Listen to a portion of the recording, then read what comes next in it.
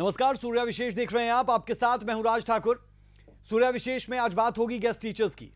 लगातार हरियाणा सरकार हर वर्ग को खुश करने की दिशा में कदम उठाती हुई दिखती है। इसी कड़ी में हरियाणा के गेस्ट टीचर्स के लिए बड़ी खुशखबरी सामने आई। दूसरे कर्मचारियों की तरह हर साल अतिथि अध्यापकों का मानदेय बढ़ेगा। हालांकि गेस्ट टीचर्स को नियमित नहीं किया जाएगा। हरियाणा में गेस्ट अध्यापकों को जॉब गारंटी मिलेगी, यानी कि पूरे तरीके से उन्हें जॉब सिक्योरिटी दी जाएगी।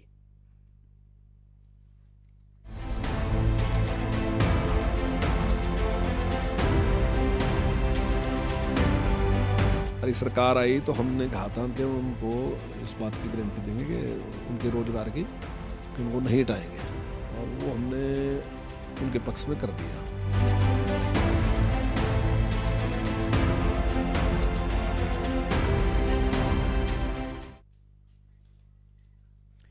हरियाणा सरकार ने गेस्ट टीचर्स को बड़ी सौगात दी। प्रदेश में गेस्ट टीचर्स के लिए सरकार ने जॉब सिक्योरिटी का प्रावधान किया। साथ ही अब गेस्ट टीचर्स 58 साल तक नौकरी कर सकेंगे। गेस्ट टीचर्स की किन मांगों पर सहमति बन चुकी है और किन पर नहीं बन सकी है, जानने के लिए आप ये रिपोर्ट देखिए।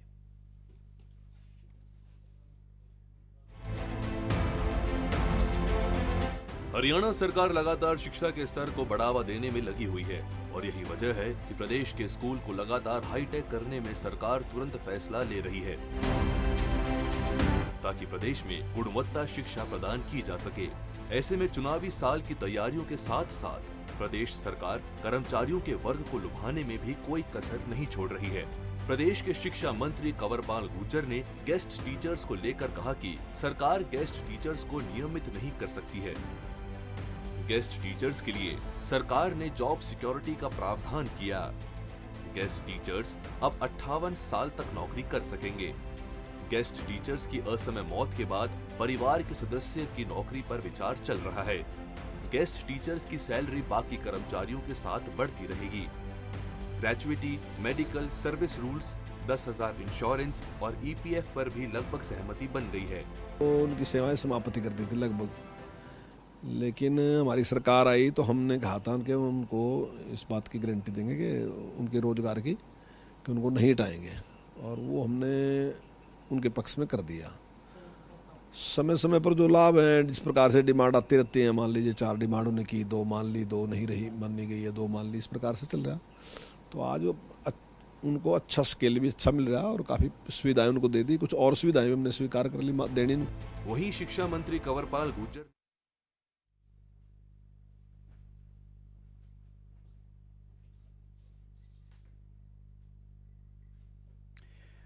तो आपने ये रिपोर्ट भी देखी और शिक्षा मंत्री को भी सुना, लेकिन शिक्षा मंत्री खुद लाइव हमारे साथ जुड़ चुके हैं। कंवरपाल गुर्जर जी, बहुत बहुत स्वागत आपका सूर्या समाचार पर। मेरा पहला सवाल आपसे यही कि गेस्ट टीचर्स के लिए 58 साल तक का जो आपने लिमिट बढ़ा दी है कि 58 साल तक गेस्ट टीचर्स आपके साथ जुड़े रहेंगे, कितने चैलेंजेस इसमें थे और आपको लग रहा है कि वो तमाम चैलेंजेस ये सरकार पूरा कर चुकी है, कि उन्हें अपने साथ साध लिया गया है? जो मीटिंग रही उसका निष्कर्ष भी क्या रहा, वो भी जरूर बताइएगा दर्शकों को।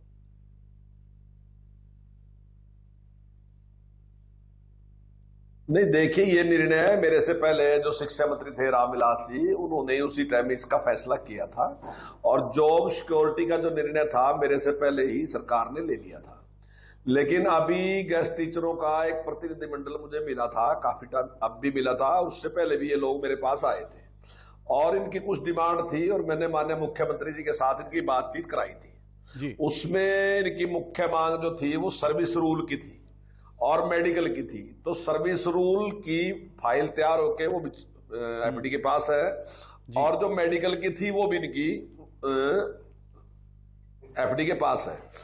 एक मांग स्वयं मुख्यमंत्री जी ने अपनी ओर से, जो ग्रेजुएटी की थी, वो माननीय मुख्यमंत्री जी ने अपने तौर से स्वीकार कर ली थी कि ग्रेजुएटी भी इनको मिलनी चाहिए, और वो भी हमने स्वीकार कर ली थी। और एक साल में 10,000 रुपए की बात की थी डिमांड, वो भी हमने इनकी स्वीकार कर ली थी। तो ये सारी जो डिमांड थी इनकी, जो 4 मांगे हमने स्वीकार की थी, वो हमने, जो हमारी तरफ से कार्रवाई होनी थी, वो पूरी कार्रवाई करके हमने FD के पास भिजवा दी।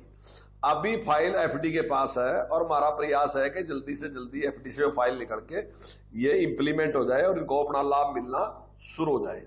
अभी 2-3 दिन पहले मुझे मिले थे ये लोग, और उन्होंने कहा था कि अगर कोई गेस्ट टीचर की आकस्मिक निधन हो जाता है, उसकी मृत्यु हो जाती है, तो उसके परिवार को भी रोजगार मिलना चाहिए। ऐसी डिमांड इन्होंने मेरे पास रखी थी। तो मैंने इनकी वो डिमांड जिस प्रकार से भी थी वैसी ही मैंने अपने जो एसीएस है राजेश कुंडर जी, उनके पास भिजवा दी। अब उसमें सारे जो नियम है उनके बारे में देखना पड़ेगा क्या है क्या नहीं है, लेकिन हमने पॉजिटिव है कि हम उसके बारे में क्या कर सकते हैं। तो उसके लिए मैंने एसीएस को लिख दिया उसके बारे में, और जल्दी उस पर विचार करके निर्णय लेंगे।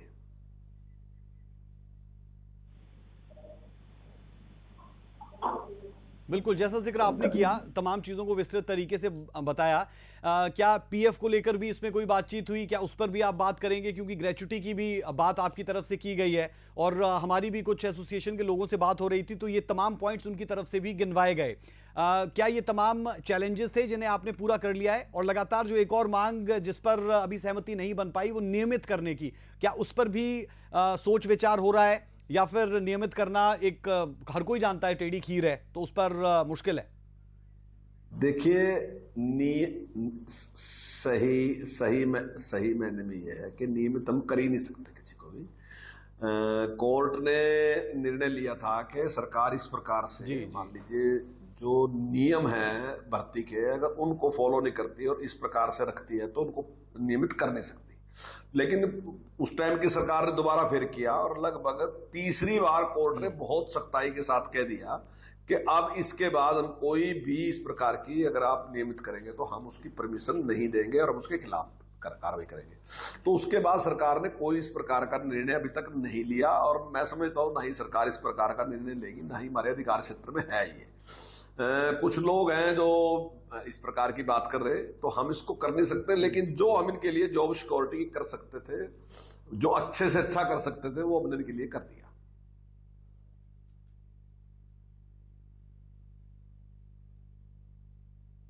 शिक्षा मंत्री जी, एक आरोप जो विपक्ष लगातार लगाता है कि 58 साल तक तो आप नौकरी तब देंगे जब नौकरी रहेगी, तो इस पर विपक्ष को क्या जवाब देंगे सूबे के शिक्षा मंत्री?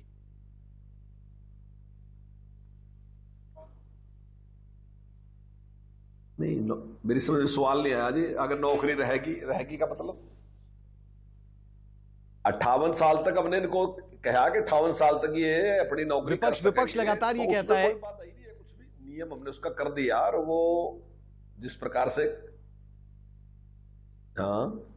हाँ जी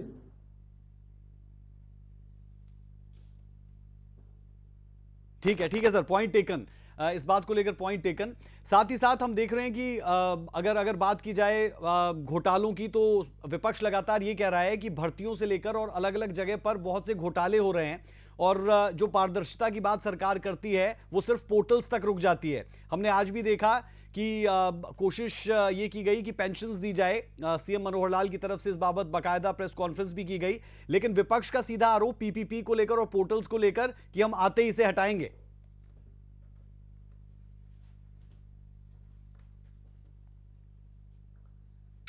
देखिए, जो काम हम कर रहे हैं वो पूरे के पूरे सारे काम पारदर्शिता के साथ हम कर रहे हैं। हमने जितनी भर्ती करी वो पारदर्शिता के साथ की। ये कहते हैं कि आपने भर्ती निकाल दी, आपने वापस ले ली। अगर कहीं नियमों में इस प्रकार का कोई अंतर्विरोध था, हमने वापस लिया और दोबारा ठीक करके दोबारा भर्ती करी। इन्होंने जितनी भर्ती करी वो जिस प्रकार से उसमें भाई भतीजावाद रहा, भ्रष्टाचार रहा, नियमों का पालन नहीं हुआ। और मेरा मानना यह है कि किसी भी जगह अगर नियमों का पालन सही से नहीं होता तो उसके पीछे कोई ना कोई स्वार्थ होता है, तभी नियमों का पालन नहीं होता। तो स्वाभाविक है कि उसमें कोई स्वार्थ था, चाहे आर्थिक मामला था, चाहे अपना चेता व्यक्ति था लगाना था, इसलिए नियमों का पालन नहीं किया। और उसके परिणाम सामने है कि इन्होंने अपने चहेते कुछ लगाए होंगे या कोई आर्थिक लाभ लिया होगा, तो लेकिन उसका परिणाम यह है कि बहुत बड़ी संख्या में जो लोग थे, इन्होंने उनके भविष्य को अनिश्चितता में धकेल दिया। क्यों? क्योंकि उन्होंने 10 साल सर्विस कर ली, 8 साल सर्विस कर ली, और उसके बाद कोर्ट ने उनको निकाल दिया। तो ये सारी की सारी भर्तियां जिस प्रकार से आज ये कहते हैं कि हमने 80,000 नौकरियां दी थी, 80,000 में से 30 तो निकाल ही दिए कि जो इन्होंने इनकी भर्ती करी थी। तो इन्होंने कोई नियम कानून का पालन नहीं किया उसके अंदर, इसीलिए क्योंकि इन्होंने नियम का पालन करने की आदत नहीं है, इसीलिए ये कहते हैं कि हम पोर्टल को समाप्त कर देंगे। पोर्टल जो है वो तो निष्पक्षता का प्रतीक है। व्यक्ति के सामने जब व्यक्ति होगा तो हो सकता है कि उसके साथ उसका लगाव हो, वो उसको कोई लाभ दे, और हो सकता है कि उससे नफरत हो तो उसको कोई नुकसान कर दे। लेकिन अगर सॉफ्टवेयर है उसमें मैंने डाल दिया पोर्टल पे, तो सॉफ्टवेयर कोई भेदभाव नहीं कर सकता। उसके साथ तो जो नॉर्म हमने तय कर दिए, जैसे ही आप उसमें डाल दोगे सॉफ्टवेयर में, तो वो तो वही निर्णय करेंगे ना, कि जो सही है वो निर्णय कर देंगे ना। उनके लिए कोई किसी से वो नफरत करते हैं ना किसी से प्यार करते हैं। तो हम तो एक ऐसी व्यवस्था दे रहे हैं जिसमें किसी के साथ कोई भेदभाव नहीं होगा। और ये तो भेदभाव की राजनीति करी आज तक, अभी भी पार्टी में भी वही हाल है और प्रदेश में भी वही हाल करना चाहते हैं। और जनता उस सारे मामलों को आज तक भूली नहीं है, जिस प्रकार से इन्होंने पहले भेदभाव किया डेवलपमेंट में भी, रोजगार में भी, तो जनता अभी तक भूली नहीं है। इन्होंने मुंगेरी लाल के सपने नहीं देखने चाहिए कि कोई राजकाज में आएगा। लोगों को पता है कि अगर इनके हाथ में आएगा तो किस प्रकार से ये गड़बड़ करेंगे। तो मैं नहीं समझता कि जनता इनको स्वीकार करेगी।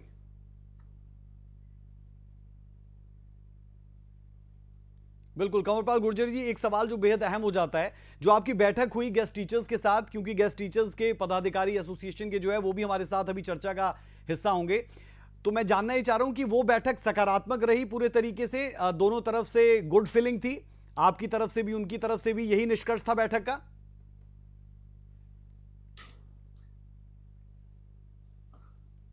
हाँ, नहीं देखिए, हमारी तरफ से बिल्कुल अच्छा था, उनकी तरफ से भी अच्छा था।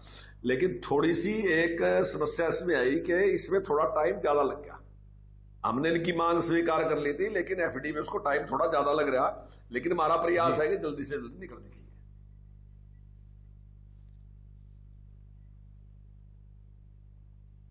एक आखिरी सवाल, और सवाल ये कि विपक्ष इसे लेकर भी ये तर्क दे रहा है कि गेस्ट टीचर सड़कों पे ना आ जाए क्योंकि दौर चुनावी है, इसलिए इस तरीके का फैसला लिया गया।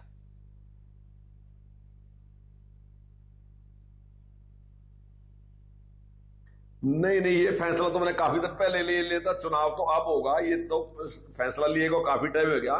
और जो भी फैसला है, जैसे रूल बनाने या दूसरा इनके सर्विस रूल थे या दूसरे थे, उसमें सारे काम करने में एक टाइम लगता है। ऐसा नहीं है कि मैंने आज कह दिया और आज ही लागू हो जाएगा। तो काफी टाइम हो गया इसका। मैं समझता हूँ कि शायद 1 साल के आसपास है इसका टाइम हो गया, और ये अब इम्प्लीमेंट होने वाला है। तो कोई चुनाव की दृष्टि से नहीं, हमने जो इनकी सही मांग थी, जायज मांगी थी, वो हमने मान ली थी यूनियन के साथ बैठ के कि ये काम हम करेंगे। कोई इस प्रकार की बात नहीं थी, ना चुनाव की दृष्टि से हमने निर्णय इस प्रकार का लिया था।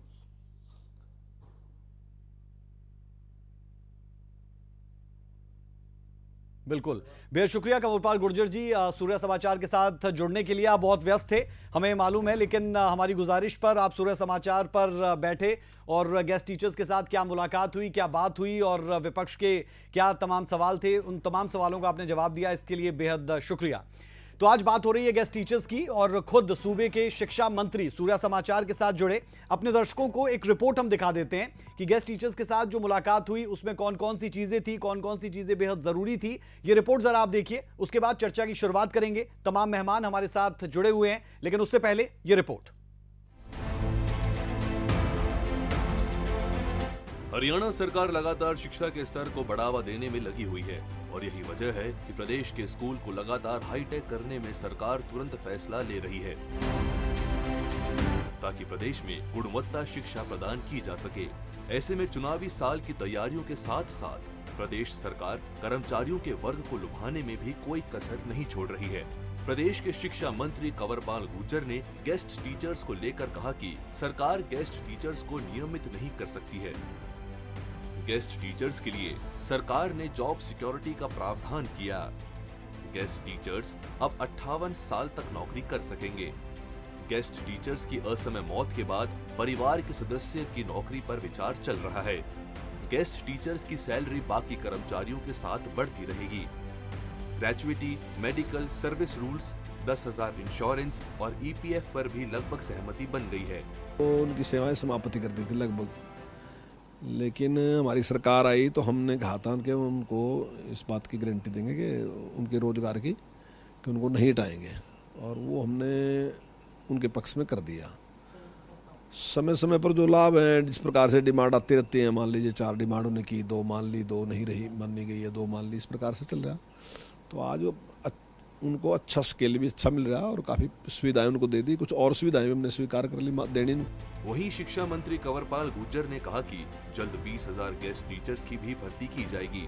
मैंने इनको लिखा है, जैसा इन्होंने मुझे बताया है कि पहले चीफ सेक्रेटरी ने ऐसा कोई लेटर निकाल भी रखा, जैसा इन्होंने मुझे बताया कि भी इस प्रकार का कोई लेटर है, तो मैंने उनसे कहा है कि वो लेटर और एक एप्लीकेशन अभी हम अपने ACS राजेश खुल्लर जी के पास भी जाते हैं और उसका देख लेते हैं, अगर वो बनता है तो निश्चित तौर से उनकी मदद करेंगे। देखिए स्कूलों में पद तो खाली हैं, इसको तो मैं स्वीकार कर रहा और उसकी भर्ती के लिए भी हमने प्रक्रिया शुरू कर रखी है। जल्दी ये प्रक्रिया हो जाएगी, लगभग 20,000 टीचरों की हम भर्ती करने लग रहे हैं। तो ये भर्ती होने के बाद तो मेरे ख्याल से कोई भी जो है वो पद खाली रहेगा नहीं सारे। इन मांगों के अलावा अभी भी गेस्ट टीचरों के कुछ मांगे हैं जिन पर सहमति बनना बाकी है। सामान काम, सामान वेतन और नियमित सरकारी नौकरी की गेस्ट टीचर्स अभी भी मांग उठा रहे हैं। काबिले गौर है कि हरियाणा सरकार हर वर्ग को खुश करने की दिशा में मनोहर कदम उठाती रहती है। अब इसे गेस्ट टीचर्स के लिए बड़ी खुशखबरी के तौर पर देखा जा रहा है, जिसका फायदा उन्हें आने वाले समय में जरूर मिलेगा। चंडीगढ़ से सूर्या समाचार के लिए रवि चंदेल की रिपोर्ट। तो ये रिपोर्ट आपने देखी, गेस्ट टीचर्स को लेकर कौन सी चीजें हैं जिन्हें लेकर वादे हो चुके हैं, फाइल्स आगे जा चुकी है और इस पर जो फैसला है वो हो चुका है। तो ऐसे में गेस्ट टीचर्स इस पर क्या सोचते हैं, ये बहुत अहम हो जाता है। सूबे के शिक्षा मंत्री तो लाइव हमारे साथ जुड़े, तमाम मेहमान पॉलिटिकल पार्टी से हमारे साथ है। भूपेंद्र सिंह गहलावत बीजेपी प्रवक्ता हमारे साथ, केवल ढींगरा कांग्रेस प्रवक्ता हमारे साथ, उमेश भाटी जेजेपी प्रवक्ता हमारे साथ। आप सबका बहुत बहुत स्वागत है। और साथ ही साथ हमारे साथ पारस शर्मा, प्रदेश महासचिव गेस्ट टीचर्स। मैं सबसे पहले पारस शर्मा जी आप ही के पास आ रहा हूं। जो आपकी बैठक हुई थी उस बैठक को आप सकारात्मक देख रहे हैं, नकारात्मक देख रहे हैं? सबसे पहली टिप्पणी आप यही दे दें, क्योंकि शिक्षा मंत्री की तरफ से कहा गया कि बहुत सकारात्मक बैठक रही। और माननीय मुख्यमंत्री जी के साथ हमारी बैठक 8 सितंबर 2021 को हुई और उसमें मुख्यमंत्री जी ने आदेश कर दिए कि 30 अक्टूबर 2021 तक आपके सर्विस रूल तैयार हो जाएंगे और जो एक्ट के तहत मिलने चाहिए। लेकिन बड़े दुख के साथ कहना पड़ रहा है कि पिछले 18 महीनों में लगभग 45 बार हमने शिक्षा मंत्री के घर के चक्कर लगाए, अधिकारियों के चक्कर लगाए, लेकिन हर बार आश्वासन पे आश्वासन मिलता रहा। अब जो सकारात्मक बैठक कल हुई है, इस तरह की सकारात्मक बैठक पहले 44 बार पहले हो चुकी है, लेकिन परिणाम जीरो है। मैं आपको बता दूं कि 26 नवंबर 2016 को माननीय सुप्रीम कोर्ट आदेश कर चुका है कि जो कर्मचारियों को वेतन दे सकते हो जिनको 10 साल पूरे हो चुके हैं। और हाई कोर्ट की डबल बेंच में इस तरह का मामला चला हुआ है और हाई कोर्ट बार बार सरकार से पूछ रहा है कि आप इनको समान वेतन क्यों नहीं दे रहे, लेकिन सरकार टालम टोल की नीति अपना रही है। अब की बात भी सरकार को कड़ी फटकार लगाई गई है कि आप इनको समान वेतन क्यों नहीं देना चाहते, जबकि सुप्रीम कोर्ट 26 नवंबर 2016 को इस तरह का फैसला कर चुका है। सर हमारे प्रति केवल जनता को ये दिखाने की कोशिश कर रही है कि हम इनके लिए बहुत कुछ कर रहे हैं, जबकि 2019 से लेकर अब तक सर्विस रूल तैयार नहीं हुए। केवल आश्वासन आश्वासन आश्वासन। जब भी हम शिक्षा मंत्री जी के पास से फोन कर देते हैं और अपने FD को फोन कर देते हैं या अब राजेश को करने लगे, लेकिन केवल एक आश्वासन जाता, आश्वासन के अलावा हम अभी कुछ भी नहीं मिला। ना कोई हमें मेडिकल का फायदा मिल रहा है, रूल है। और जबकि पंडित राम शर्मा जी ने खुद हमें लिखे में लेटर दिया था कि हम सत्ता माफियात को रेगुलर करेंगे और 8 साल का को एरिट भी देंगे, लेकिन जहाँ से ये कहते हैं 2012 के बाद कोई रेगुलर नहीं हुआ, ना हो सकता है। लेकिन इनको समान वेतन देने में कोई भी दिक्कत नहीं, क्योंकि खुद सुप्रीम कोर्ट इस तरह की बातें कर चुका है। लेकिन फिलहाल सर्विस रूल को भी ये चुनावों तक खींचना चाहते हैं ताकि ये लोग रेगुलाइजेशन की डिमांड ना कर सके।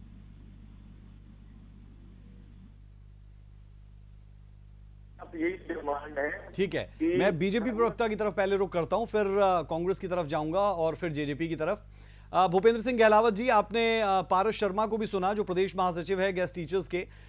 तो ऐसे में कहीं ना कहीं जो पॉजिटिव बैठक रही है उस बैठक के बावजूद भी कॉन्फिडेंस बिल्ड नहीं हो पाया है इनमें कि जो बातें और जो वादे किए गए हैं उन्हें पूरा कर दिया जाएगा। सर्विस रूल की बात उसमें बहुत इंपॉर्टेंट है, ग्रेच्युटी है, उसमें PF की बात की गई है, इंश्योरेंस है, मेडिकल है, बहुत सी चीजें, लेकिन कॉन्फिडेंस बिल्ड नहीं कर पा रहे हैं जो गेस्ट टीचर एसोसिएशन है। देखिए, जो हमारी मीटिंग इनके साथ हुई वो बहुत ही सौहार्दपूर्ण वातावरण में हुई है और सैद्धांतिक रूप से जो इनकी मांगों पर विचार हो सकता था, जो उनका बन सकता है, वो सैद्धांतिक रूप से हमारी सरकार ने इनको मान लिया।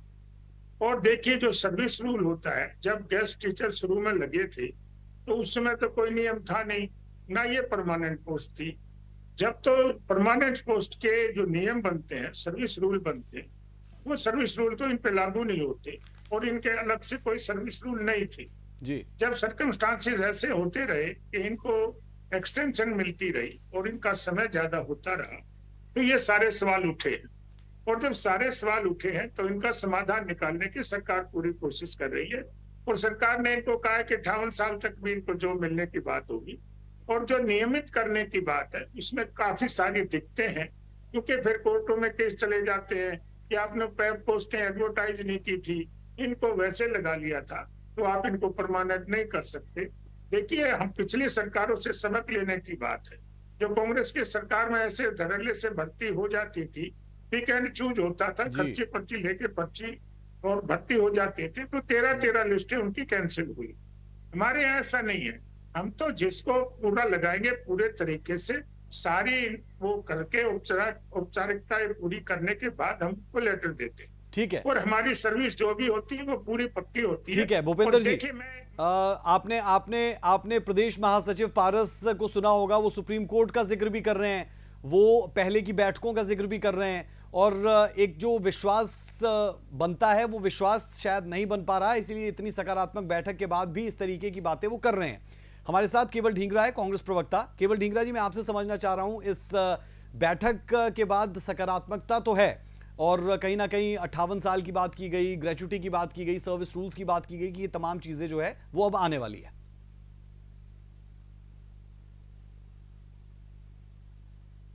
नहीं, देखिए, ये जब हमारी सरकार थी 2014 के अंदर, हुड्डा साहब मुख्यमंत्री थे, उन्होंने इनके लिए एक रूल बनाया था। वो रूल ये था कि जिसकी 3 साल की जॉब हो जाएगी उसको रेगुलर कर दिया जाएगा। और उस रूल को इन्होंने, खट्टर सरकार ने जिस समय 2014 के अंदर आई, इन्होंने आते ही उस नोटिफिकेशन को रद्द कर दिया। तो इसलिए उनके ऊपर ये सीधी तलवार लटक गई कि अब जो जितने भी गेस्ट टीचर हैं उनको वो पक्का नहीं हो सकेंगे। ये हुड्डा सरकार ने कब ये नोटिफिकेशन लेकर आई थी? ये 2018 के करीब की नोटिफिकेशन थी। पहले 5 साल था उसमें टाइम, बाद में 3 साल कर दिया था 2013 में। 2013 में लेकर आए। पहले 2018-19 में थे, उसके बाद 2010-11 में थी, उसके बाद 2013 में उसको एक्सटेंड करके 3 साल के लिए कर दिया था। और मैं आपको बताना चाहूँ, 3 साल में पक्के होने भी शुरू हो गए थे और कुछ लोग पक्के हो भी गए थे, उसको भी ये कोर्ट में ले गए, जो लोग पक्के हो चुके थे। और जो 3-3 साल के बाद होते जाते हैं वो पक्के होते जाते हैं। पहले 5 साल का रूल बनाया था, उसके बाद उसको कम करके 3 साल कर दिया था। तो लेकिन इन लोगों ने आते ही उस नोटिफिकेशन को रद्द कर दिया और वो सभी के सभी लोग जो है उनका सारा सिस्टम खत्म कर दिया।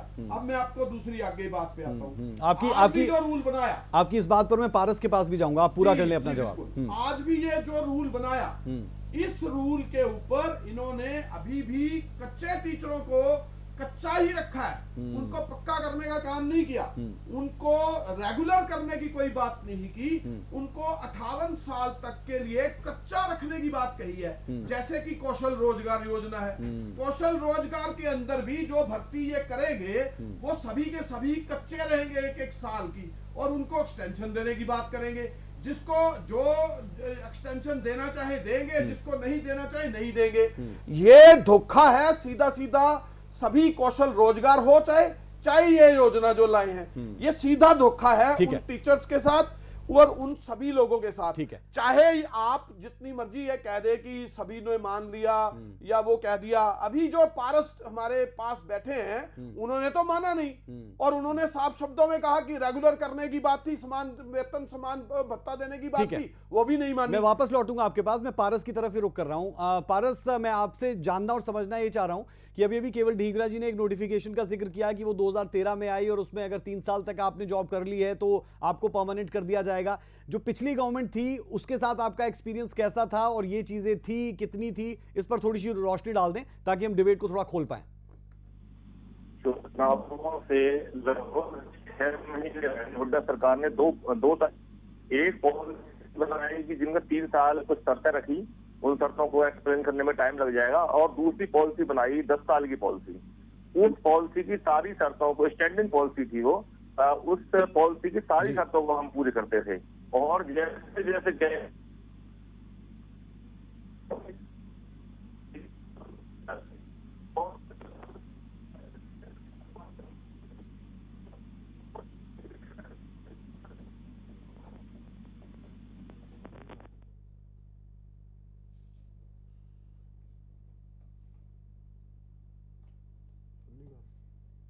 पारस की आवाज हमें साफ नहीं मिल पा रही है। पारस, वापस आपके पास आएंगे और आपका जवाब बहुत इंपॉर्टेंट होगा। उससे पहले मैं जेजेपी की तरफ रुख कर रहा हूं, फिर पारस के पास जाऊंगा। हमारे साथ उमेश भाटी है, जेजेपी प्रवक्ता। उमेश भाटी जी, कैसे देख रहे हैं सरकार के इस कदम को? हालांकि आप गठबंधन में हैं तो उनके साथ होने की तहत आप तमाम बातें करेंगे, लेकिन पॉजिटिव क्या लग रहे हैं आपको गेस्ट टीचर्स के साथ हुई इस मुलाकात के बाद जो वादे किए गए हैं? देखिए राज ठाकुर जी, सबसे बड़ी बात ये होती है कि अगर किसी समस्या का समाधान करना है तो उसके लिए बैठक होनी बहुत जरूरी है, क्योंकि किसी चीज का भी समाधान बातचीत से होता है। और जिस तरीके से पारस शर्मा जी ने आपके चैनल के माध्यम से भी बताया है कि पहले भी कई पॉजिटिव बैठकें हो चुकी हैं, और उसी के तहत जो अभी जो बैठक हुई है वो भी पॉजिटिव बैठक है, उन्होंने नेगेटिव बैठक नहीं बोला है। तो हर पॉजिटिव बैठक का कोई ना कोई रिजल्ट निकल के आता है। और ये जो पॉजिटिव बैठक अभी हुई है जिसमें 58 साल की बात हुई है, और ये भी हुआ है कि अगर किसी के साथ में कोई हादसा हो जाता है तो उनके किसी न किसी आश्रित को उस जगह पे नौकरी दी जाए, इस पे भी विचार किया जा रहा है। और ये एक पॉजिटिव चीजें हैं। हमारे जो शिक्षा विभाग में जिस तरीके से हमारे, जिनको हम नमन करते हैं, ऐसे जो टीचर, जो मास्टर हैं, जो हमारे बच्चों को आगे बढ़ाने पढ़ाने का काम करते हैं, तो उसके लिए, उन टीचरों के लिए, उन शिक्षकों के लिए हमारी भाजपा और जजपा की जो सरकार है वो उनके लिए, इनके विकास के लिए भी कटिबद्ध है। और ये जो पॉजिटिव जो बैठक हुई है शिक्षा मंत्री जी के साथ में, इस बैठक का एक अच्छा रिजल्ट निकल के आएगा। आपके चैनल के माध्यम से पारस शर्मा जी को उठा लिया। जो पारस जी की तरफ से कहा गया, मीठा मीठा गप और कड़वा कड़वा थू तो नहीं हो सकता, उनकी तरफ से कहा गया कि बहुत सी बैठकें की गई और बहुत सी बैठकों में वादे जरूर हुए, लेकिन निर्णायक मोड़ तक नहीं पहुंचे।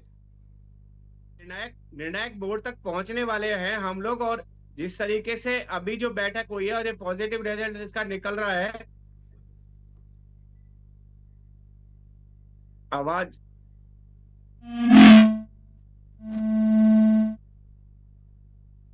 सुन पा रहे हैं हम आपको। चलिए मैं वापस पारस के पास जाऊंगा। पारस हमें सुन पा रहे हैं? पारस, आप कांग्रेस पर अपना जवाब पूरा करें कि जो पॉलिसी कांग्रेस लेकर आई थी उसे कैसे आप देख रहे हैं? और क्योंकि 2013 में अगर नोटिफिकेशन आता है तो फिर उसे भी इसी तरीके से लिया जा सकता है कि चुनावों से ठीक पहले ऐसी कोई चीज आ गई।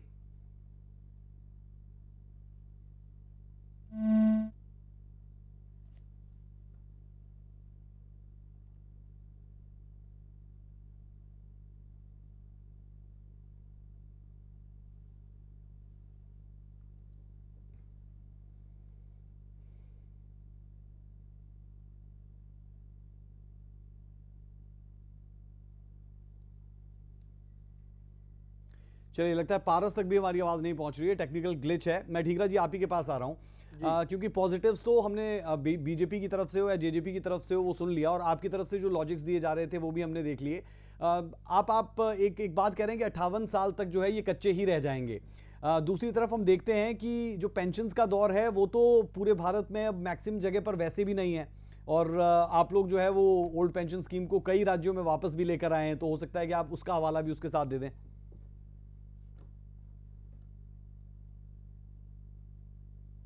देखिए, सबसे बड़ी बात यह है कि ये जो जॉब सीकर बच्चे हैं उसके लिए भी एक फैसला किया है कि बच्चों को पेंशन देंगे। अरे भाई साहब, आप उनकी भर्ती करो ना, पेंशन का क्या मतलब हुआ? अगर 9 साल में उनकी भर्ती की होती तो पेंशन देने की क्या जरूरत थी? और किस बात की पेंशन दे रहे हैं आप उनको? आप उनको जॉब दो, जॉब सीकर को जॉब मिलनी चाहिए। आपने 9 साल में जॉब नहीं दी और टीवी पर आकर, चैनल पर आकर आप कहते हैं हमने 1 लाख जॉब दे दी। वो बच्चे कौन है जो 1 लाख जॉब लिए जिन्होंने? वो तो बेचारे मारे मारे घूम रहे हैं। आप उनको पेंशन की बात कर रहे हो। इसका मतलब आप लोगों ने जॉब नहीं दी है, वो सभी लोग सड़कों पर हैं। वो आप झूठ बोल बोल कर 1 लाख 2 लाख नंबर बनाने के लिए बीजेपी प्रवक्ता टीवी पर आके बोल जाते हैं। असल में हमारे हरियाणा के बच्चों के साथ सीधा धोखा कर रही है ये सरकार, जो कि अब ये फैसला ले रहे हैं कि हम उनको पेंशन देंगे। ये सब सीधा झूठे वक्ता है। और दूसरी बात ये भी है, जो ये लोग हैं इन टीचरों के साथ आप वही दोबारा जो हुड्डा साहब ने जो किया था 3 साल के अंदर पक्के करेंगे, वही लाना चाहिए रूल। और उसी जिस रूल को आपने खत्म किया था उसी रूल को दोबारा नोटिफाई करना चाहिए। आप लोग शरारत मत करें और उनके साथ, उनके जीवन के साथ मत खेलें। आपने अभी लिखा यहाँ पे टीवी के ऊपर ही चल रहा है कि आपको किसी की मौत हो जाती है तो उसके आश्रित की नौकरी पर विचार का क्या मतलब? आश्रित को नौकरी देंगे ये बताओ ना, आप उसके ऊपर विचार करेंगे, ये भी धोखा है। आप विचार किस बात का होता है? विचार कोई नहीं होता। जब सरकार काम करती है वो विचार के लिए नहीं करती, वो काम करने के लिए काम करती है। ये भी उनके साथ धोखा है सीधा। लेकिन ये सरकार धोखेबाज सरकार है। इन्होंने सारे कर्मचारियों के साथ धोखा किया है, उन लोगों को पीटा है, उन लोगों के ऊपर लाठी डंडे चलाए हैं, उनके ऊपर अश्रु गैस छोड़ी है, उनको धरनों पे बैठने के लिए मजबूर किया है। ठीक है, लेकिन सरकार जो है झूठी सरकार है। लेकिन जो अभी बातें की गई है, आपको ये लग रहा है कि ये चीजें भी सिरे नहीं चढ़ पाएगी? क्योंकि पूरे तरीके से हम देख रहे हैं कि बहुत सी ऐसी बातें की गई है जो पॉजिटिव नोट पर दिखती है। बहरहाल मैं चाह रहा हूं कि उमेश भाटी जी पहले पूरा कर लें, जो जेजेपी प्रवक्ता है। उमेश भाटी जी, आपकी आवाज कट गई थी, आप अपना जवाब पूरा करें, फिर मैं पारस के पास भी जाऊंगा। जी मैं अपनी बात को रख रहा था कि पारस शर्मा जी ने आपके चैनल के माध्यम से बात रखी है कि बैठकों का दौर चल रहा है और पहले भी पॉजिटिव बैठक हुई है और अभी जो बैठक हुई है वो भी पॉजिटिव हुई है। कुछ ना कुछ रिजल्ट पॉजिटिव निकल के आ रहा है और हर बैठक का कोई ना कोई रिजल्ट आता है, पॉजिटिव ही आता है। बैठ के चर्चाएं हो रही है, आश्रितों की बात जैसे अभी केवल ढींगरा ने देखी, उस पर भी चल रहा है सब कुछ। और ऐसा नहीं है कि बैठकों का दौर खत्म हो गया है, ये कह दिया गया है कि आज के बाद हम लोग नहीं बैठेंगे। हर चीज पे, हर बात पे जो है ना, हम बैठक करते हैं तो मुद्दों का अगर हम पॉजिटिव से सोचेंगे तो चीजों का सुलझाव ही हो रहा है और ये अच्छी बात है। देखिए, इन्होंने कहते हैं कि हमने रूल बनाए थे, हमने ये बनाए थे, रूल बनाए थे, सब कुछ बनाया था इन्होंने, लेकिन इनका साथ तो किसी ने नहीं दिया। अगर इनको यहाँ से हरियाणा ने इनको हराया है तो कोई ना कुछ कमियां तो थी इनके काम करने में। लेकिन हम ऐसा नहीं चाहते, हम नहीं चाहते कोई भी चीज लिटिगेशन में जाए। हम चाहते हैं कि ठोस तरीके से हो काम और कोई भी जो है न्यायालय में जाके कोई भी जो है रूल जाके खड़ा नहीं होना चाहिए। तो हम इस तरीके का हम रूल तैयार कर रहे हैं कि न्यायालय से भी बचे और हमारे जो शिक्षक हैं उनको भी हम भरपूर जो उनका जो काम है, उनका योगदान काम का उनको मिल पाए। तो इसीलिए ये पॉजिटिव बैठकें चल रही है और पॉजिटिव पारस जी ने बोला है, पारस जी ने खुद इसको नेगेटिव नहीं माना है, इसको पॉजिटिव माना है कि ये पॉजिटिव बैठक थी हमारी। ठीक है उमेश भाटी जी, मैं पारस जी के पास ही चला जाता हूं। पारस जी, मैं चाह रहा हूं कि जो कांग्रेस के समय में पॉलिसी थी जिसका नोटिफिकेशन हुआ था, उस पर भी आप अपनी टिप्पणी जरूर कर दें और बैठकों से क्या सकारात्मक चीजें निकली है, सकारात्मक उसे पूरा गेस्ट टीचर एसोसिएशन सोच रहा है, नहीं सोच रहा है, पूरी बात अपनी आप रख दें एक बार। हुड्डा सरकार ने 2014 में एक पॉलिसी बनाई थी जिसके अनुसार 3 साल और 10 साल काम करने वाले कर्मचारी रेगुलर हो जाएंगे। हमको 10 साल पूरे हो रहे थे 2016 में, लेकिन सरकार चलेगी 2014 में।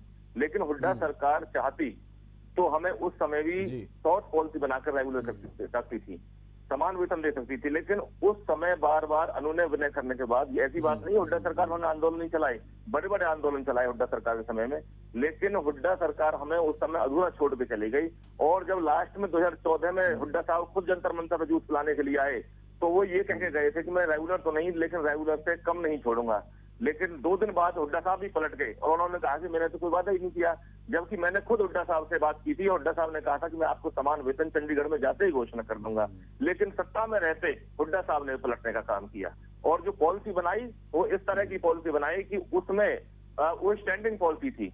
2016 में 17 में हम रेगुलर होते, लेकिन इस सरकार ने आकर उस पॉलिसी को रोकने का काम किया, रद्द करने का काम किया और अब वो मामला सुप्रीम कोर्ट में चला हुआ है। डेट उसकी 9 अगस्त है और जो 10 साल के जो कर्मचारी जिनको हो चुके हैं वो सभी रेगुलर हो जाएंगे। और सरकार ने उस पॉलिसी का पक्ष लिया है सुप्रीम कोर्ट में और ये कहा है कि ये पॉलिसी सही है, इस पॉलिसी के तहत कर्मचारियों को रेगुलराइज किया जाए। ठीक है पारस जी, आपने आपने सभी मेहमानों को एनलाइटन यहां पर किया है और आप दोनों सरकार पर बराबर सवाल उठा रहे हैं। एक वादा जो भूपेंद्र सिंह हुड्डा ने किया था और आप कह रहे हैं कि उससे वो पलट गए थे कि आपको मैं अगर पक्का नहीं भी करूंगा तो पक्के से कम भी नहीं छोड़ूंगा। अब जो वादे हुए हैं क्या आप उन्हें मानते हैं कि वो भूपेंद्र सिंह हुड्डा ने जो बात उस वक्त कही थी इस सरकार ने उसी लिहाज से ये कुछ चीजें की है? अगर ये तमाम चीजें धरातल पर उतर जाती है कि बेशक पक्के नहीं लेकिन पक्के से कुछ कम भी नहीं, ये लग रहा है आपको या नहीं लग रहा? देखिए 2019 में जब हमारा आंदोलन चल रहा था, 18 में जब हमारा आंदोलन चल रहा था, बहन बेना जो मुंडन कराया था, तो दुष्यंत चौधरी ने बड़ी बड़ी बातें की हमारे बीच में जाकर। और जब भाजपा सरकार थी फिर 2019 में फिर आंदोलन किया, फिर दुष्यंत चौधरी पहुंचे, संसद में भी उन्होंने बात उठाई। लेकिन पिछले 4 साल में माननीय दुष्यंत चौधरी जी ने गैस टीचरों के प्रतिनिधिमंडल के साथ एक बार भी बातचीत नहीं करी। एक बार हम बातचीत के लिए गए तो उन्होंने कहा कि इस बारे में आप मुख्यमंत्री जी से बात करिए। जब भी दुष्यंत चौधरी की रैली होती थी हमने इनसे बात करने की कोशिश की, लेकिन दुष्यंत चौधरी जी ने ये कह के फटकार दिया कि मैं इस बारे में कोई बात नहीं करना चाहता। सत्ता में आने से पहले बात कुछ और होती है और सत्ता ये और माननीय प्रवक्ता जी बैठे हुए हैं, बता दें कि एक बार भी दुष्यंत चौधरी जी ने हमारा पक्ष लिया हो। सत्ता में रहते हुए दुष्यंत चौधरी जी ने ये कहा हो कि टीचरों का हक बनता है, इनको कम से कम समान काम के लिए समान वेतन तो दिया जाए, ऐसा दुष्यंत चौधरी जी ने नहीं कहा। दूसरी बात जो चलिए फिर मैं प्रवक्ता के पास ही पहले जाता हूं, फिर मैं वापस आपके पास लौटता हूं। जेजेपी की तरफ मैं रुक कर रहा हूं, फिर केवल ढींगरा जी आप भी जवाब तैयार रखिए। उमेश भाटी जी, आपने खुद सुन लिया कि जब तक सत्ता में नहीं थे तब तक तो हिमायती थे, लेकिन जब सत्ता में आए तो उसके बाद एक भी बैठक नहीं, कोई बातचीत नहीं। अब जब चुनाव नजदीक आ रहे हैं तब ये बातें हो रही है। देखिए पारस जी ने दोनों बातें बहुत क्लियर की हैं आपके चैनल पे कि किस तरीके से हुड्डा सरकार के समय पे जब रूल लेकर आए थे तो वो रूल लेकर आ सकते थे 3 साल का, लेकिन केवल ढींगरा जी ने बताया कि 3 साल का रूल लेकर आए थे, लेकिन पारस जी ने क्लियर किया कि वो 10 साल का रूल लेकर आए थे और 10 साल में उनको पता था कि हमारी सरकार आने वाली है नहीं, तो इन्होंने बरगलाने का काम किया, इन्होंने झूठे वादे किए और यही झूठे वादे और जो बरगलाने का काम इन्होंने हरियाणा वासियों के साथ किया था, तो इसीलिए हरियाणा की जनता ने सर उसके लिए इनको मैं जो है पूछूंगा सत्ता केवल से ढींगरा बाहर जी कर से, दिया। उसके अब लिए मैं बात आए पूछूंगा केवल ढींगरा जी से। हाँ, आप जो सीधा आरोप पारस शर्मा ने दुष्यंत चौटाला पर लगाया है, जेजेपी पर लगाया है, उस पर आप अपनी टिप्पणी दे दें, फिर मैं केवल ढींगरा जी के पास ही जा रहा हूं। बिल्कुल पारस जी ने एक बात कही कि जब सांसद थे, सांसद के तौर पर दुष्यंत चौटाला जी ने इनके मुद्दों को पूरी तरीके से संसद के अंदर उठाया, इन्होंने खुद माना है। और उस सत्ता में अगर आप बात करें जब सांसद थे तो सांसद के समय भी बात उठाई। अब हम बात करते हैं हरियाणा की सरकार में। आपको क्या लगता है कि ये जो कंवरपाल गुर्जर जी ने जो आज आपके साथ बैठक करके जो बात की है चैनल के माध्यम से, क्या ये खाली भारतीय जनता पार्टी ने किया है? क्या ये सरकार का फैसला है? सरकार का फैसला है जिसमें जननायक जनता पार्टी और भारतीय जनता पार्टी दोनों हैं। मुख्यमंत्री इसमें खट्टर साहब भी इन्वॉल्व है और उप मुख्यमंत्री दुष्यंत चौटाला जी भी इन्वॉल्व है। लेकिन चूंकि ये आपका जो विभाग है वो शिक्षा मंत्री के पास है। ठीक है पारस शर्मा जी, सुन लिया आपने कि जेजेपी भी लगातार चीजों को पुश करने में सरकार की मदद भी कर रही है और उनके साथ खड़ी भी है। अब मैं केवल ढींगरा जी के पास आ रहा हूं। केवल ढींगरा जी, आपने सुन लिया, पारस शर्मा उतने ही नाराज हुड्डा सरकार से भी है जितनी नाराजगी उनकी मनोहर सरकार से, और वो कह रहे हैं कि हम हुड्डा सरकार के दौरान भी बहुत से प्रदर्शन करते रहे, बहुत से आंदोलन करते रहे, और पलटने की बात भी जो उन्होंने की, इस पर भी आप क्लैरिटी और अपनी बात रख लें।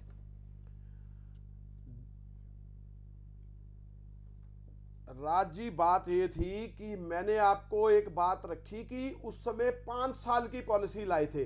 10 साल की तो उससे पहले थी, शायद 6-7 साल पहले, लेकिन 2011 के अंदर वो पॉलिसी आई थी जिसमें 5 साल का टाइम था।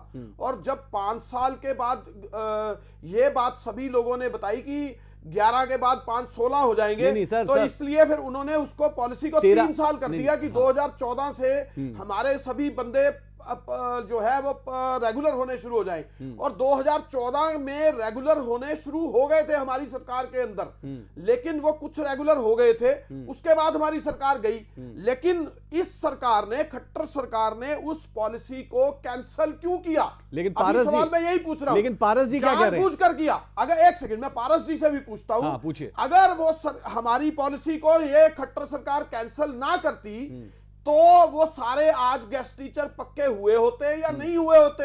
हमारा इसमें कोई दोष तब होता 3 साल का एक्सपीरियंस तो कम से कम चाहिए था ना। ठीक है पारस जी, ओवर टू एक यू। मिनट सुनिए सुनिए, मेरी बात पूरी होने दें। 30 सेकंड 3 सिर्फ सर। साल का एक्सपीरियंस तो पूरा चाहिए था ना। कोई भी अगर हमने 11 में लगाया आदमी तो कम से कम 30 साल का होना चाहिए था।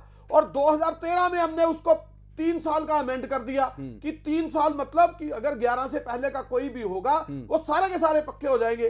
तो इस सरकार ने उसको कैंसिल क्यों किया? पारस क्योंकि जी। ये सरकार जो थी ये इनके खोट थी मन में, ठीक है। इसीलिए उनको कैंसिल किया। ठीक है पारस जी आपने पूरा जवाब सुन लिया। आप क्या सोच रहे हैं इस पर, और वाकई में स्थिति ऐसी है जैसी केवल ढींगरा जी ने हमारे दर्शकों के सामने रखी, या इससे कुछ अलग आप सोचते हैं? गेस्ट टीचर 10 साल की पॉलिसी की सारी शर्तों को पूरा करते थे। यदि भाजपा सरकार ने 10 साल की पॉलिसी को होल्ड पर ना लिया होता और हाई कोर्ट में जी। जाकर उसको रद्द ना कराया होता तो गेस्ट टीचर 2016 और 17 में रेगुलर हो गए होते। लेकिन सरकार ने वहां से रद्द करा दिया। फिर उस मामले को पारस जी क्या 3 साल का नहीं कर सकती थी कांग्रेस सरकार? पारस जी क्या 3 साल का नहीं कर सकती थी? 10 साल का क्यों किया? तो 3 साल की पॉलिसी, ठीक है सर, ठीक है। पारस जी को पूरा करने 3 देते साल की पॉलिसी सब है हम, लेकिन 10 साल की सारी शर्तों को माननीय सुप्रीम कोर्ट के आदेश के अनुसार जो हुड्डा सरकार ने पॉलिसी बनाई थी उन सारी शर्तों को हम पूरा करते थे जो उसमें जो भी शर्तें थी। और वो स्टैंडिंग पॉलिसी थी। 2016 और 17 में सारे गेस्ट रेगुलर हुए होते यदि खट्टर सरकार ने उस पॉलिसी को होल्ड पे ना लिया होता। जब उन्हें अपनी इस गलती का एहसास हुआ और हाई कोर्ट ने उस पॉलिसी को रद्द कर दिया तो उसको बचाने के लिए खुद खट्टर सरकार सुप्रीम कोर्ट में गई हुई है, जिसकी डेट 9 अगस्त है। और अब की बार जज साहब ने आदेश किया हुआ है कि इस डेट पर सभी को आना है, किसी का कोई बहाना नहीं चलेगा। हो सकता है कि अब की बार वो फैसला हो जाए, लेकिन खट्टर सरकार ने ये बहुत बड़ी गलती करी कि उस पॉलिसी को होल्ड पे लिया और उस पॉलिसी को हाई कोर्ट से रद्द करवाने का काम किया, जो कर्मचारियों के हितों पर भारी कुठाराघात है। और दूसरा, आपके बारे में बता दूं भाटी साहब कि दुष्यंत चौधरी जी एक बार हमारे साथ मीटिंग मुख्यमंत्री जी के साथ करवा दें कि आप इनको कम से कम जब तक रेगुलर ना हो जाए समान काम के लिए समान वेतन दे रहे हैं। लेकिन दुष्यंत चौधरी के साथ हमने 2 बार मुलाकात करने की कोशिश की, एक बार मुलाकात भी हुई, लेकिन वो हमारे साथ बैठने को तैयार नहीं है। मैं आपसे आग्रह कर रहा हूँ हाथ जोड़कर कि दुष्यंत चौधरी जी से कहें कि हमारी मुख्यमंत्री जी के साथ मीटिंग कराएं। ठीक है पारस जी, मैं भूपेंद्र सिंह गहलावत जी के पास जा रहा हूं। जो बातें आपने कही है उस पर मैं उनसे जवाब भी ले लेता हूं। बीजेपी प्रवक्ता है, मौजूदा वक्त में सरकार भी है, और भूपेंद्र सिंह गहलावत जी आपने तमाम बातों को सुन भी लिया, और उसका निष्कर्ष आप क्या निकाल रहे हैं और आने वाले वक्त में चीजें कैसे अनफोल्ड होने वाली है वो जरा थोड़ा सा बता दें। देखिए, हमारे जो जनरल सेक्रेटरी हैं उन्होंने खुद ही माना है कि सरकार खुद सुप्रीम कोर्ट गई है, उस पॉलिसी के समर्थन में है और वो इनको ये उम्मीद है कि अगस्त में ये फैसला हो जाएगा। जब सरकार इतना पॉजिटिव चल रही है तो सरकार के मंशा पर सवाल खड़ा करने का कोई सवाल ही पैदा नहीं होता। और जितनी भी हमने जो भी मैनिफेस्टो में था, जिस चीज को भी हमने कहा, पहले धोखा सुन लेते हैं सर, सुन लेते हैं। सुनिए, पहले हमने पूरा करने का काम किया। और ढींगरा, ना तो ढींगरा साहब ने, ना हमारे जो महासचिव हैं, उन्होंने एक बात कांग्रेस की नहीं बताई। जब ये गेस्ट टीचर मुख्यमंत्री से मिलने गए थे तो इन पर लाठी चार्ज और गोली भी चली थी, और हमारी एक बहन जो गेस्ट टीचर थी उसकी मौत भी हुई थी। ये क्या बात करते हैं? इनको ना तो किसी की लाज है ना किसी की बात है, ये तो ऐसे फिजूल की बातें करते रहते हैं। जब इनकी सरकार थी तब तो कुछ किया नहीं, अब ये ना कहते तो हैं हमारे टाइम पे कोई अरे गोली सुनिए चली, भैया, ना बीच कोई में नहीं मरा, बोला, मैं आपके बीच आपके में टाइम नहीं पे बोला हुआ था। ये। मैं कहता हूँ मैं बीच में नहीं बोला था, बीच में नहीं बोली, प्लीज। सुन मैं लेते ये हैं, फिर कहना आपको चाहता का हूँ, मौका देंगे। अब देखिए, ना तो ठीक है भूपेंद्र जी, आप हमारे टाइम पे ना गोली चली ना लाठी बजी किसी टीचर को, गलत कह रहे हो आप।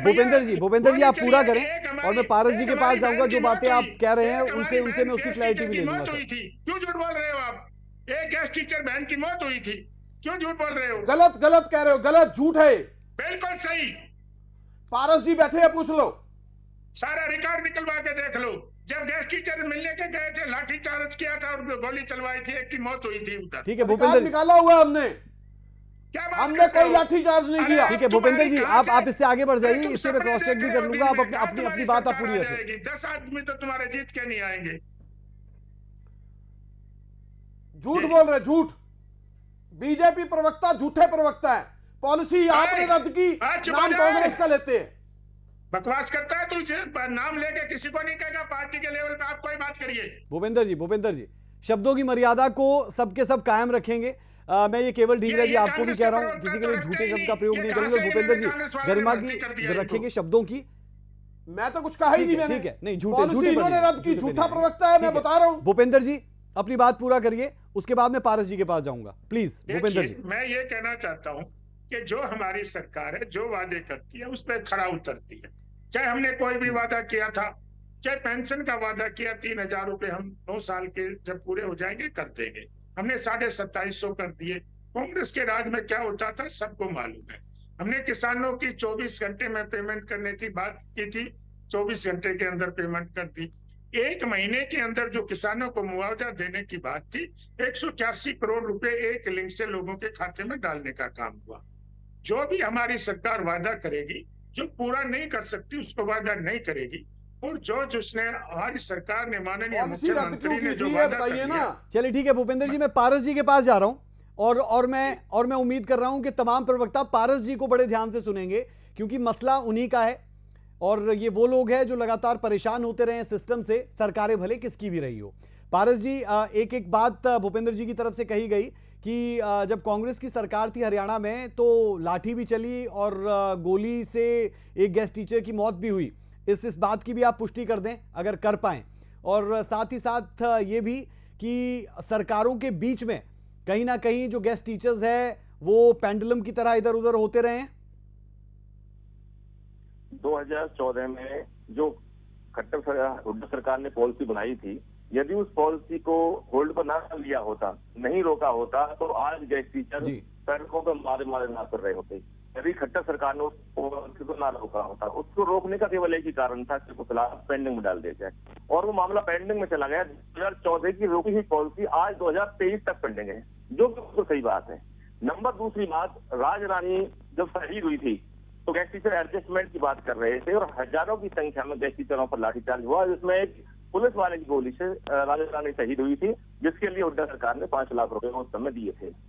उसके बाद मरणोपरांत दूसरी बात यह है कि खुद भाजपा सरकार ने चुनावी घोषणा पत्र में वादा किया कि जो आज भी रिकॉर्ड में है 2014 में, कि हम सत्ता में आने के बाद गेस्ट टीचरों को नियमानुसार रेगुलर करेंगे। और फिर एक भारतीय जनता पार्टी के लेटर हेड के कहने से पत्र लिखित में दिया हमें, जिस पर साफ साफ लिखा हुआ है कि आप इस सहयोग से हरियाणा में बीजेपी सरकार बनने आप जिद छोड़कर आंदोलन को रूप में चलाएं। मतलब अपने लेटर हेड पर लिख के दिया रामविलास शर्मा जी ने, और सत्ता में आने के बाद उनकी रिकॉर्डिंग भी आपने सुनी होगी कि पहली कलम चलेगी 15,000 गेस्ट टीचरों को रेगुलराइज किया जाएगा।